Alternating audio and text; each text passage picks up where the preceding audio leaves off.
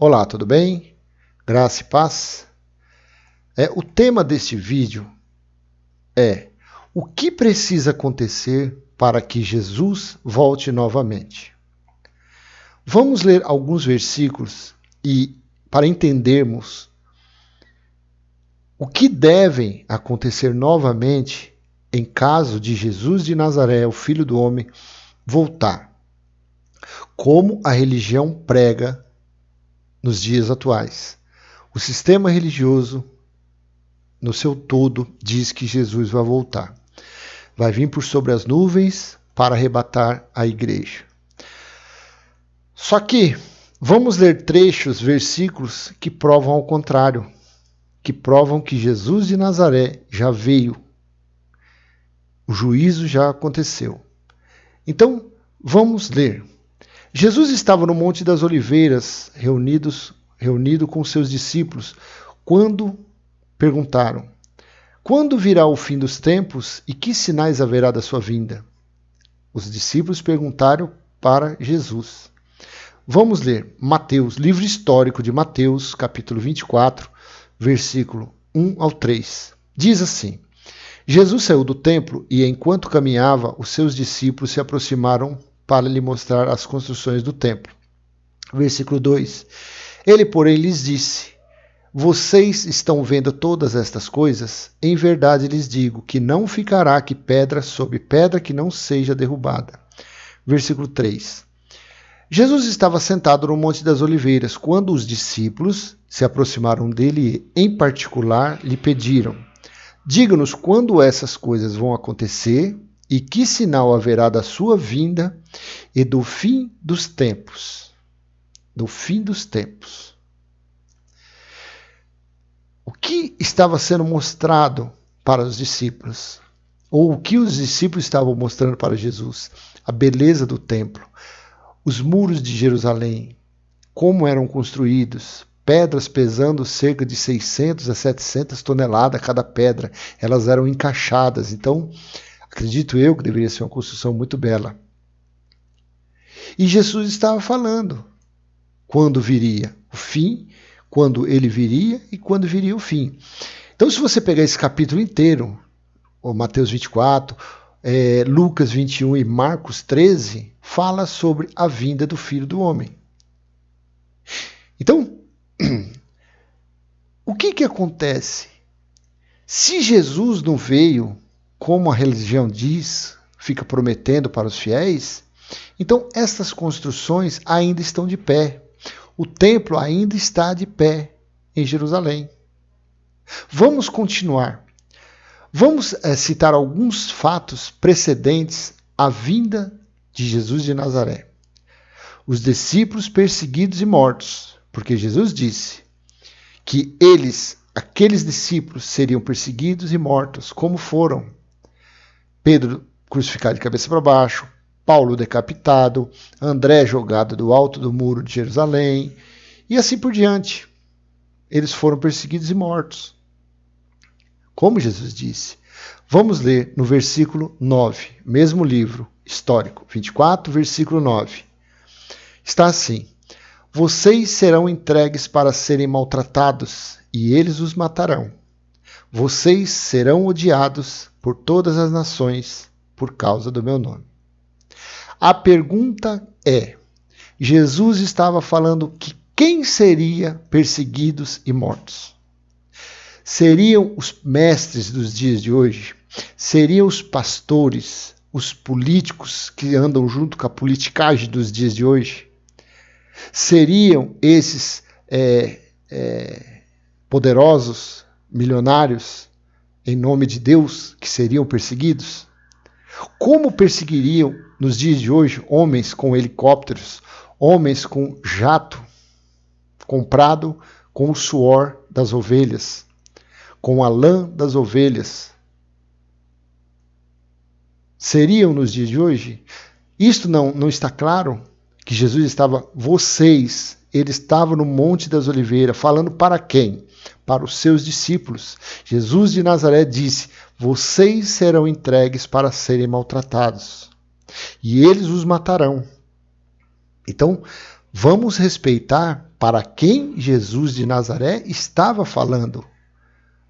Estava se apontando do sofrimento, das perseguições, das mortes que viriam, que seriam eles. Nos dias de hoje é impossível acontecer perseguições, pois a religião anda de braços dados com os poderosos e com a política. Isto ocorre em todo o mundo. O evangelho, outro item, que seria o evangelho deve ser pregado a toda criatura. Aí a religião diz, vamos evangelizar, vamos pregar o evangelho. Pregar o quê? O evangelho? Mas o que eles pregam é a lei de Moisés. Se dependesse da religião, do sistema religioso dos dias de hoje, se dependesse deles para acelerar a vinda de Jesus, não aconteceria nunca, porque eles não pregam a sã doutrina, o que eles pregam é a lei de Moisés. E não era para ser pregado isso, era para ser pregado a vinda do reino de Deus. O evangelho deve ser pregado foi um dos sinais das condições para que Jesus de Nazaré viesse naqueles dias, ou naquela geração. Como está escrito no versículo 14, está assim, no mesmo livro. E será pregado este evangelho do reino por todo o mundo, para testemunho a todas as nações. Então virá o fim. E será pregado esse evangelho do reino para todo o mundo. Que mundo que se tratava aqui? O mundo habitado. Naquela época, naquela geração, na primeira era cristã, não existia Europa, não existia Brasil, Paraguai, não existia esses lugares, esses países. Não existia. Por isso que fala, e será pregado este evangelho no reino por todo mundo, para testemunho de todas as nações. Então virá o fim. A pergunta é, mas vamos ler alguns versículos que provam que o evangelho foi pregado para quem deveria ser pregado tanto nos dias de Jesus de Nazaré, como nos dias do apóstolo Paulo. Foi pregado. Quem deveria ouvir esse evangelho? Eram os judeus. Eram os israelitas, porque eram eles que sofreriam o juízo de Deus. Era para eles que deveria ser pregado que o reino de Deus havia chegado. Era para eles que seria pregado que a salvação não era mais por obras. E sim, aliás, nunca foi por obras. Que a salvação era por graça. Então era para preparar os judeus. Uma preparação para quê? Para quando Jesus viesse, como ele veio no ano 70, no juízo, aqueles que creem, que crescem nele, seriam salvos. Salvos do quê? Isso é outra situação. Então, vamos ler alguns versículos em alguns livros que provam que o evangelho foi pregado para quem tinha que ser pregado. Olha o que está escrito. Romanos capítulo 10, versículo 18. Eu não vou ler o contexto para que esse vídeo não fique longo, mas é só você abrir a Bíblia e você ler o contexto. Mas pergunto, será que eles não ouviram? Eles quem? Quem deveria ouvir eram os judeus, os israelitas. Mas pergunto, será que os judeus não ouviram? É claro que sim. A voz deles se espalhou por toda a terra e as palavras deles alcançaram os confins do mundo. Então, o evangelho chegou naqueles dias de Paulo aos confins do mundo. Outra situação, Colossenses capítulo 1, versículo 6. Também eu digo a você, leia o contexto que fala justamente sobre isso, que chegou até vocês. Esse evangelho está produzindo fruto e crescendo em todo o mundo. Que mundo era? O mundo habitado. Assim como acontece entre vocês, desde o dia em que ouviram e entenderam a graça de Deus na verdade. Versículo 23 do mesmo livro de Colossenses, capítulo 1. Se é que vocês permanecem na fé, alicerçados e firmes, não se deixando afastar da esperança do evangelho, que vocês ouviram e que foi pregado a toda criatura debaixo do céu, do qual eu, Paulo, me tornei ministro. Então é uma mentira, é um engano, é um trabalho inútil nos dias de hoje. Vamos pregar o Evangelho. Pregar o quê? Vamos ler mais à frente que hoje em dia não se prega mais o Evangelho. Porque hoje em dia é o próprio Deus que imprimiu suas leis em nosso entendimento. É o próprio Deus que fala, que nos ensina. Não dependemos de aprender de homem algum. Então, o versículo 14 que diz que o Evangelho deveria ser pregado, ele foi pregado para quem deveria ser pregado, que eram os judeus. Nos dias atuais, não adianta pregar a vinda do reino de Deus, pois é o próprio Deus quem nos ensina, como está escrito no livro que vamos ler, Hebreus, capítulo 8, versículo 10 e 11. Olha que maravilha o que a religião não ensina os seus fiéis, ou não lê esses versículos para os seus fiéis. Olha que maravilha. Hebreus capítulo 8, versículo 10 e 11, diz assim: Deus falou isso lá em Jeremias, capítulo 31, versículo 31. E o escritor de Hebreus repete ele aqui: porque esta é a aliança que farei com a casa de Israel depois daqueles dias. Eu já falei em outros vídeos e volto a falar. O que significou depois daqueles dias? Depois do juízo que veio no ano 70 DC, o ano 70 depois de Cristo. Que a religião, que o sistema religioso não acredita. Deus falou, porque esta é a aliança que farei com a casa de Israel depois daqueles dias. Diz o Senhor, imprimirei as minhas leis na mente deles e as escreverei sobre o seu coração. Eu serei o seu Deus e eles serão meu povo. Versículo 11. E não ensinará jamais cada um ao seu próximo, nem cada um ao seu irmão, dizendo, conheça o Senhor, porque todos me conhecerão, desde o menor até o maior. Depois do ano 70, não se prega mais o evangelho do reino de Deus. Não se prega, porque homem nenhum é capaz de ensinar ao seu irmão. Só que eles não acreditam. Os pregadores, os pastores, que não existe mais, isto foi um dom dado até a vinda do perfeito. E o perfeito veio no ano 70. Depois que o perfeito veio em juízo, se acabou o dom de língua, se acabou o dom de profecia, não existe mais dom. O único dom, são dois que é eterno, é o amor que nunca se acaba e o dom da fé, que Deus dá para os seus eleitos. Porque somente os eleitos têm fé.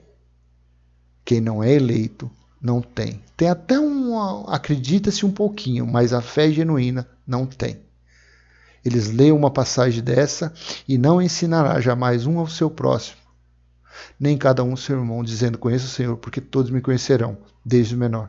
Quem não tem o dom da fé, que é o dom dado por Deus, que é eterno, não acredita nesse versículo. Não acredita que o reino de Deus já foi estabelecido. Não acredita que Deus é Deus mesmo quem nos ensina. É Deus mesmo que se move em nosso espírito. Homem nenhum é capaz de ensinar mais nada para ninguém. Nada. Para que Jesus Nazaré, o Filho do Homem, volte novamente, terá que ocorrer outros fatos mencionados pelo próprio Jesus. Ele, Jesus, mandou ler os escritos de Daniel para se obter a informação que, além de Jerusalém ser cercada pelo exército romano, ainda seria colocado provavelmente o antítipo, ou seja, o busto do general Tito, de uma pessoa em um lugar onde não deveria. Provavelmente foi dentro do Santo dos Santos, que havia dentro do templo de Jerusalém. Como está escrito, vamos ler. E abrindo um parênteses, o templo foi derrubado no ano 70, no juízo de Deus. E esse templo era conhecido como a Casa do Tesouro. Era o santuário de Deus na terra. E os dízimos, que nunca foi dinheiro, eram alimentos, eram levados à casa do tesouro. Ofertas é da lei. Ofertas foi instituído para a manutenção do templo de Deus. No ano 70, deu-se fim ao templo de Deus. Ah, mas nos dias de hoje da oferta? Não. Isso é coisa da lei. Quem prega a sã doutrina, o que se pede é contribuição para se levar a sã doutrina adiante, como Paulo fazia. Oferta não. Oferta é para manutenção, era para a manutenção do templo. O templo de Deus hoje sou eu, é você, nós somos o templo de Deus. Então a oferta é para a manutenção do templo de Deus, ou seja, para o cuidado próprio. Não para enriquecer a religião, não para enriquecer um mestre, comedor de arroz e feijão, que não consegue entender que Deus já estabeleceu a Nova Jerusalém. Então, havia dentro do templo em Jerusalém, como está descrito. Vamos ler no versículo 15 de Mateus 24. Quando, pois, vocês virem situado no lugar santo o abominável da desolação de que falou o profeta Daniel. Jesus de Nazaré se utilizou do quê? Da profecia de quem? De Daniel. Quando, pois, vocês virem situado no lugar santo o abominável da desolação, o que viria a desolação, a causar a desolação de Jerusalém. Quem foi o abominável da desolação que causou a desolação em Jerusalém? General Tito, filho de Vespasiano. Como está lá em Daniel 9, 25, 26, que depois do ungido viria um outro príncipe. Esse outro príncipe que veio, na época, foi o general Tito. Ele colocou o Antítipo, o busto dele, dentro do templo. Por isso que fala abominável, ou abominável da desolação. Ou seja, o príncipe da desolação. Daniel 9, 2. A desolação de Jerusalém durou 70 anos. Então, para que, tomando como base este versículo, para que Jesus volte novamente, então o general Tito teria que ressuscitar, mandar fazer outro Antítipo ou outro busto, levantar outro templo em Jerusalém, para que assim ele coloque seu busto dentro do templo novamente. Faça com toda a força militar, teria que ressuscitar. Os soldados romanos, aqueles cavalos que morreram durante o cerco, que foram mortos por espada, por flecha, por lança, teriam que voltar novamente. Teriam que ressuscitar depois de quase 2000 anos. Esse cerco, que durou 3 anos e meio, que foi entre o ano de 66 ao ano 70 depois de Cristo. Quando houve o cerco, segundo Flávio Joséfo, cerca de 1 milhão de judeus foram mortos e a mesma quantidade foram levados cativos. Teria que acontecer tudo isso de novo. Quando diz que Jesus vai voltar, está dizendo que General Tito não cercou Jerusalém. A religião chama Jesus de Nazaré de mentiroso. Chama o profeta Daniel, essa profecia de Daniel, diz que eles chamam que é falsa também. Então, para que Jesus volte, tem que acontecer muitas coisas que já ocorreram. Vamos ler o que o profeta Daniel disse no versículo 27. Quando, pois, vocês virem situado o lugar santo, o abominável da desolação, que falou o profeta Daniel. Vamos ver de onde ele tirou isso. Livro do profeta Daniel, capítulo 9, versículo 27, está escrito assim: Ele fará firme aliança com muitos. Por 1 semana, na metade da semana, fará cessar o sacrifício e a oferta de cereais. Aonde era feito, aonde eram levados os sacrifícios, aonde eram levadas as ofertas, os dízimos, aonde era? Não era o templo em Jerusalém? Ele fará firme aliança com muitos por 1 semana. Semana são 7, 70. Na metade da semana, 3 anos e meio. Fará cessar o sacrifício, a oferta, proibiu. Não teve mais sacrifício, não teve mais oferta, não teve mais dízimo no templo, porque Jerusalém, aonde ficava o templo, estava cercada. Sobre a asa das abominações virá aquele que causa desolação. Quem causou desolação? General Tito. Até que a destruição que está determinada seja derramada sobre ele. Para que Jesus volte, eu estou sendo repetitivo, para que Jesus volte, para que Jesus... Porque tem que ficar gravado, para que Jesus volte novamente, todas essas coisas têm que acontecer de novo. Tudo tem que acontecer novamente. Vamos continuar. E para as grávidas, Jesus disse, para as grávidas serão muita aflição. Mas por que Jesus disse aquilo? Vamos ler e entender outro fato muito importante que deveria ocorrer novamente. Leia, versículo 19, olha o que está escrito. Jesus de Nazaré diz, ai das que estiverem grávidas e das que amamentarem naqueles dias. Volta a frisar o que significa aqueles dias, naqueles dias. Foi o juiz de Deus, foi o dia do Senhor se cumprindo. Ai das que estiverem grávidas e das que amamentarem naqueles dias. Mas o porquê Jesus de Nazaré se referiu às grávidas? Por quê? Qual o motivo? O cerco durou 3 anos e meio. Durante esse tempo, Jerusalém foi totalmente cercada pelo exército romano. Sendo assim, não entrava e também não saía nada de dentro de Jerusalém. A fome, a sede, foi tão terrível que as mães, ao darem à luz, comiam seus próprios filhos. Vamos ver esse escrito no livro de Deuteronômio. Esse foi profetizado, foi escrito lá atrás. Sei lá, do tempo de Jesus, há 3 anos, mais ou menos, antes de Jesus de Nazaré, já foi escrito. Porque profetas, salmos, tudo apontava para a vinda do justo, para a vinda do juízo de Deus. Quando a religião diz que Jesus não veio, então esse juízo tem que ocorrer novamente. Já se vão quase 2000 anos que Jesus de Nazaré julgou quem deveria ser julgado. Olha o que está escrito, olha como foi terrível durante o cerco. Este cerco ocorreu em Samaria, este cerco ocorreu, se eu não me engano, quando o rei da Babilônia cercou também outro lugar. Por quê? Como está em Eclesiastes, não há nada novo debaixo da terra. Jesus, os discípulos, eles examinavam as escrituras. Quais eram as escrituras nos tempos deles? Era o Pentateuco, era a Torá, eram os livros que os pais da igreja consideram como apócrifo, Enoque, Macabeus 1, 2 e 3. Eles tinham o que como escrito para examinar? Eram esses.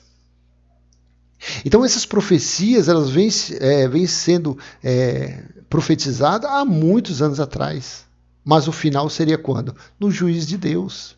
Não é para mais nossos dias. Para nossos dias não tem mais nada que acontecer, não tem mais nenhuma profecia. Mas o livro de Apocalipse ele foi escrito para o dia do Senhor. Apocalipse 1:10. João disse, eu estava na ilha de Pátimo no dia do Senhor. O dia do Senhor foi o dia do juízo. Não é sábado e domingo como esses teólogos falam por aí, não.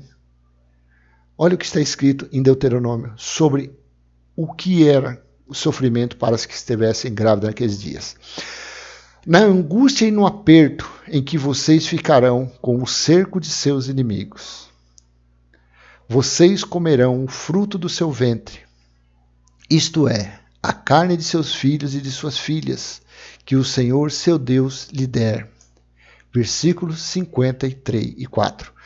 O mais sensível dos homens e o mais delicado do meio de vocês será mesquinho para com seu irmão e para com a mulher que ama e para com os outros filhos que ainda lhe restarem. Versículo 25. De modo que não dará a nenhum deles da carne de seus filhos que ele comer, porque nada lhe restou na angústia e no aperto com que os inimigos apertarão vocês em todas as suas cidades. Versículo 56. A mais sensível das mulheres e a mais delicada do meio de vocês, que de tão sensível e delicada não tentariam pôr a planta do pé sobre o chão. Será mesquinha para com o seu marido que ama, e para com o seu filho, e para com a sua filha. Leia este versículo, preste atenção. Versículo 57. Será mesquinha, não repartindo com eles a placenta que lhe saiu do ventre, e os filhos que tiver, porque os comerá às escondidas, pela falta de tudo, na angústia e no aperto com que os inimigos apertarão vocês nas suas cidades. Jerusalém foi apertada, Jerusalém foi sitiada, Jerusalém foi cercada. 3 anos e meio. Começou o cerco meado de 66 e findou no ano 70, quando o general Tito entrou e colocou e tomou o poderio de Jerusalém. Dominou Jerusalém 100%.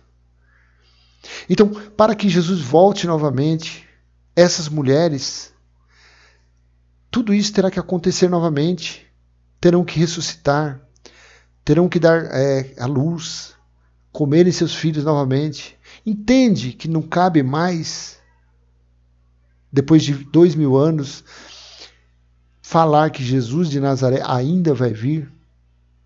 Isso é uma sandice, isso é loucura, isso é engano, isso é mentira, isso é pretexto para manter as pessoas cativas dentro dos seus alçapões e com isso se enriquecerem, se tornarem poderosos com o suor, com o sangue, com a lã das ovelhas. Para que Jesus volte novamente, então deverá acontecer todas as aflições, choros, tribulações, prantos terríveis, mortes, etc. É uma grande sandice dizer que Jesus vai vir por sobre as nuvens nos dias atuais. Nesses versículos, Jesus disse que a tribulação foi tão grande que nem antes e nem depois daqueles dias aconteceriam novamente. Olha o que está escrito. Vamos continuar. Mateus capítulo 24, no versículo 21. Diz assim: porque nesse tempo haverá grande tribulação. Nesse tempo o quê? No cerco de Jerusalém, no dia do Senhor, como nunca houve desde o princípio do mundo, até agora e nunca jamais haverá. Teve a Primeira Guerra Mundial, teve a Segunda Guerra Mundial, mas Jesus, naqueles dias, o ano provavelmente 32 aqui, ele disse essas palavras, que a aflição seria tal como nunca houve e nunca jamais haveria outra. Inclusive, o profeta Daniel também profetizou sobre essa tribulação. Porque você quer entender a escatologia consumada, você quer entender quem é a besta do Apocalipse, quem é o dragão, quem são os 7 reis de Apocalipse, é só você ler Daniel. Leia o livro inteiro, que você vai entrar, o chifre pequeno, e está tudo ali. Está revelado tudo ali. Foi de onde o apóstolo João tirou muitas metáforas, figuras de linguagem para escrever em Apocalipse. Porque o mesmo Espírito que profetizou, que usou Daniel para escrever as profecias, foi o mesmo Espírito de Jesus que escreveu o livro de Apocalipse, através de João. Veja, Daniel, capítulo 12, versículo 1. Nesse tempo se levantará, nesse tempo que, se você ler antes, fala sobre o príncipe, sabe? Fala sobre a abominação da desolação, fala sobre isso. E ele chega aqui, nesse tempo se levantará Miguel, o grande príncipe, o defensor dos filhos do povo de Deus, e haverá tempo de angústia, como nunca houve desde que existem nações até aquele tempo, mas naquele tempo o povo de Deus será salvo, todo aquele que for achado escrito no livro. Então aqui, e haverá tempo de angústia, como nunca houve desde que existem nações até aquele tempo. Então Daniel disse, Jesus disse a mesma coisa, porque o Espírito é o mesmo. Cerco durante 3 anos e meio, sem comida, bebida, qualquer forma de conforto. Para Jesus voltar novamente, teria que ocorrer essas coisas. O sofrimento seria tão terrível que muitos procurariam a morte, porém ela fugiria das pessoas, como foi profetizado no livro de Lamentações. Você deve já ter ouvido dizer: aqueles dias em Apocalipse, quando eu via o fim do mundo, muitos procurarão a morte e a morte fugirá de você e tal. É simples, está profetizado aonde? Em Lamentações. O livro de Lamentações, ele todo foi escrito para quê? Para o cerco que viria contra Jerusalém, contra o juízo de Deus. É só você ler o livro de Lamentações.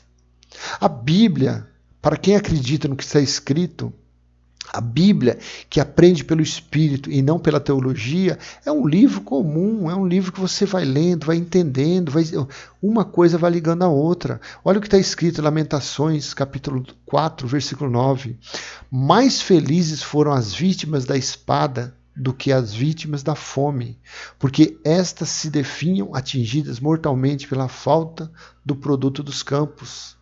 As pessoas, o sofrimento era tão grande, corpos amontoados, e eles sem ter o que comer, tendo que matar os filhos, tendo que raspar aqueles escudos que eles conseguiam pegar dos soldados, eles raspavam aqueles escudos, porque era de couro, para comer, se alimentar daquilo. O Flávio Joséfo fala no seu livro, é só você procurar aí no Google, que você vê a história de Flávio Joséfo, destruição do templo do ano 70. Fala sobre isso, sobre o sofrimento. Então, para que o sofrimento fosse ainda mais intenso, foi dado ordem para não matá-los. Deus deu ordem, não mate de uma vez. Porque se os soldados romanos, com todo o armamento, General Tito, se fosse, ele não duraria 3 anos e meio de cerco, seria coisa de meses. Acabava com tudo. Mas não, para que o sofrimento fosse ainda mais intenso, foi dado ordem para não matá-los. Não matar quem? Os judeus, o povo que deveria ser castigado. O juízo estava para quem? Para os judeus, para os israelitas, pela desobediência. Jesus disse em Mateus capítulo 23, quando fala que os judeus pagariam tudo, desde a morte de Abel até a morte de Zacarias, filho de Baraquias. Lá, leia que você vai ver, Mateus capítulo 23, fala sobre isso. Então, foi acumulando a desobediência, a idolatria, o desrespeito. Então, desde quando Deus tirou os israelitas da escravidão do Egito, foi dado a lei para eles, não adiantou. Eles se tornaram idólatras, eles não acreditavam, eles não tinham fé.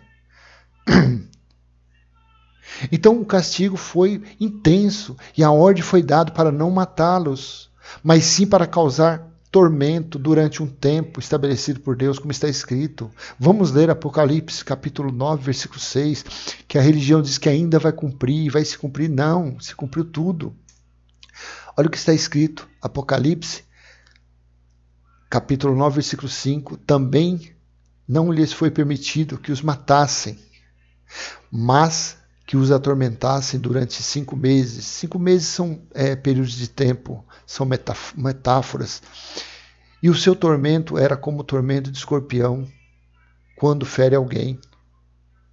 Então, foi dada a ordem para quê? Para não matar, para eles sofrerem, passarem por aflições. Porque as pessoas falam assim, Deus é amor, Deus é amor, Deus é amor, Deus é amor. Só que primeiramente Deus é justiça. Deus é justiça. Deus fez tudo por aquele povo. Deus os elegeu como eleito de Deus quando os tirou do Egito e eles não reconheceram.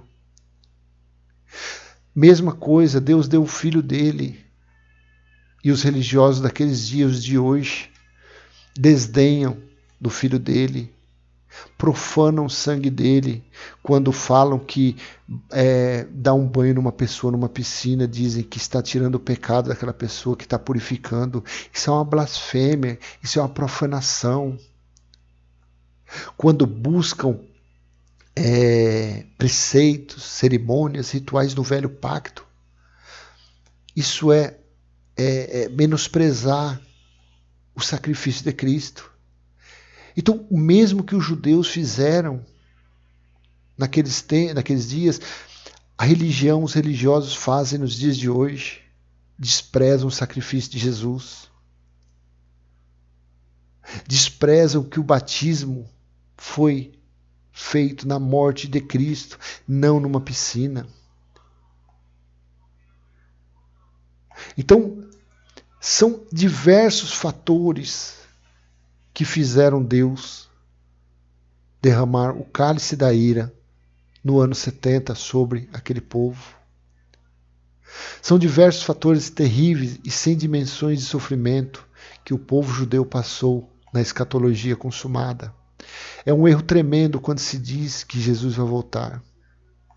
Aí vem a pergunta, por isso que há tantas tragédias, acidentes, catástrofes, e ainda perguntam, por que acontecem essas coisas?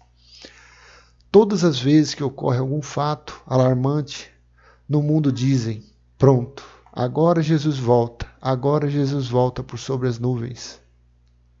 Tudo mentira. Eu quero ler só mais esse versículo, olha, continuação. Naqueles dias, Apocalipse capítulo 9, versículo 6, naqueles dias as pessoas buscarão a morte e não a encontrarão. Também terão desejo de morrer, mas a morte fugirá delas. Você viu que nós lemos lá em Lamentações, capítulo 4, versículo 9? Foi o mesmo Espírito que disse, através do profeta, para escrever Lamentações, era a mesma profecia que viria, que seria dito por João, quando ele estava escrevendo o livro de Apocalipse.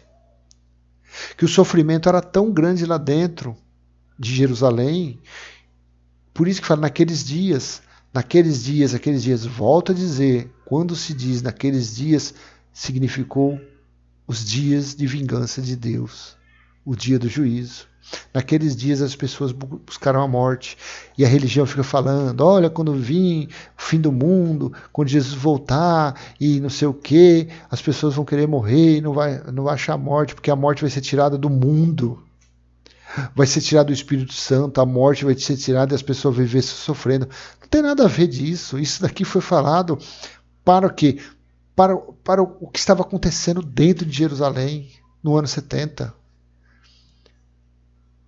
As pessoas buscarão a morte e não encontrarão, também terão desejo de morrer, mas a morte fugirá deles. Isso já se cumpriu. O livro de Apocalipse já se cumpriu. Ele foi escrito para o dia do Senhor. Amém, meu amado? Espero ter. É meio confuso, mas devagarzinho vai se entendendo.